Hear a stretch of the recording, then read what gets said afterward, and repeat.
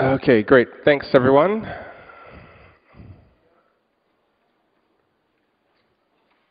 Okay. So I'm going to talk today about customer experience, and as you can see, my title is quite interesting. The point of this is I'm going to try to use a couple of examples that come outside of customer experience to leave you with some basics. I think there's some fallacies out there that everyone talks to. Yesterday, Peter said, we're talking about this concept, social media. He called it jazz, kind of a concept. Well, if I think of customer experience, it might be disco. And my analogy is this: customers are like, do you guys remember Studio 54? Like, if you go back in time a bit, Studio 54, really popular club. I think it's one of the first mega clubs where people would wait, all night to try to get in, that sort of thing.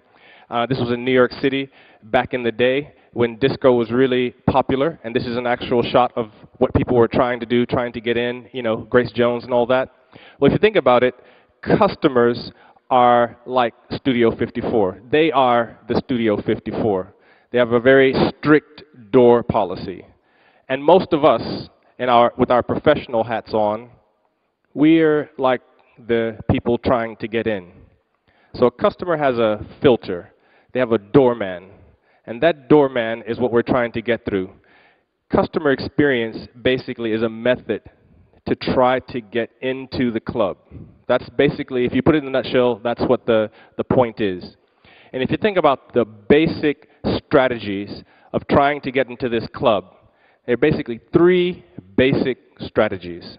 The first one is just keep coming back night after night, waiting in line, trying to get in, just standing there saying, hey, see me, see me, see me. Your traditional marketing does that over and over and over and over again.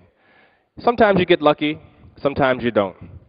So when you're looking for that ROI in your marketing budget and you keep waiting night after night and you have no reason, you don't understand why they selected you on the night they selected you, you don't understand why you didn't get in the night you don't get in, that's one strategy.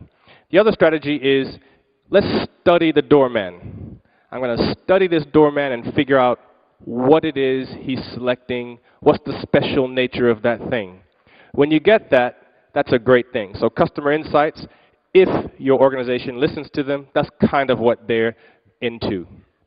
The third one, of course, is for you to become a celebrity, and then you get the VIP pass to get into the club.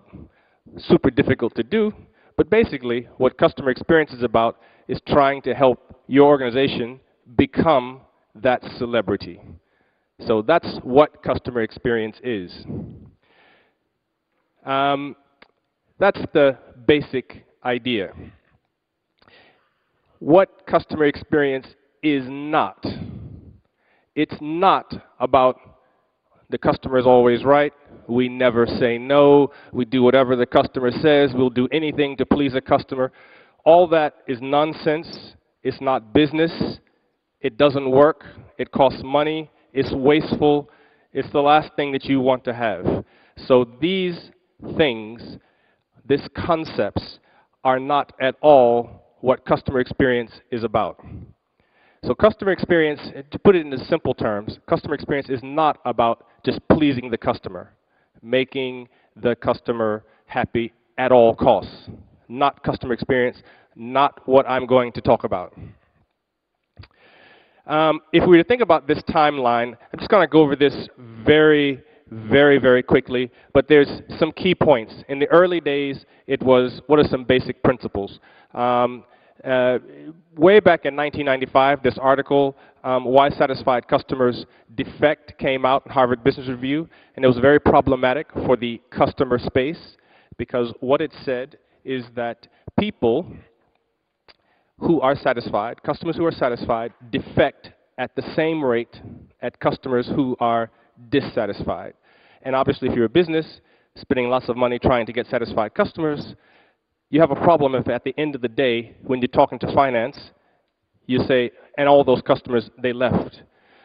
Fortunately, what we also find is that satisfied customers who are completely satisfied, so in other words, completely satisfied customers are loyal. So that was a key point. And this complete satisfaction is what I'm talking about.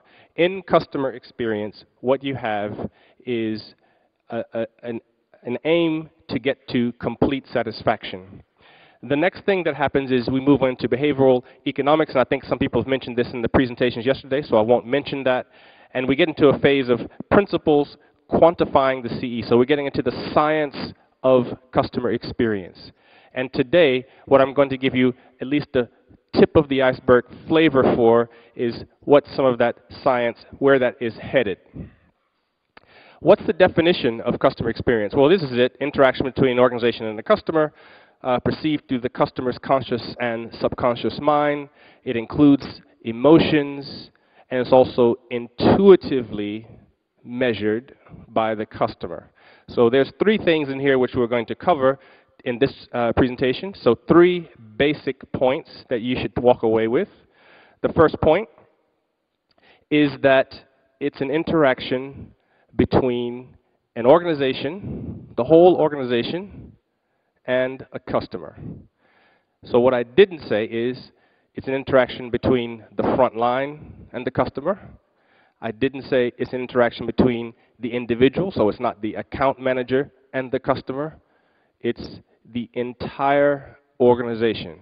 That includes legal, that includes customer service, that includes security, that includes purchasing, that includes finance, that includes on and on and on and on. All the organization has to be involved.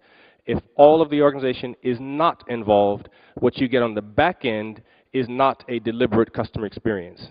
For sure, you have a customer experience, but what you have is not deliberate. So this is a view of customer experience and kind of drives that point home. Customers are sort of like going through this pipeline. This pipeline is your experience.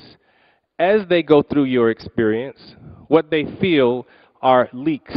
They will feel leaks in your experience, things that is not quite right. Some leaks they could care less about. Other leaks they pay a lot of attention to. What they pay attention to is not dependent on the size of the leak. What they pay attention to is dependent on the customer. These leaks generally are caused by the various pieces of the organization, how they work with one another. If those pieces don't fit well together, you get a leak. It's usually that simple. In most well-run, large organizations, like I think most of you work for,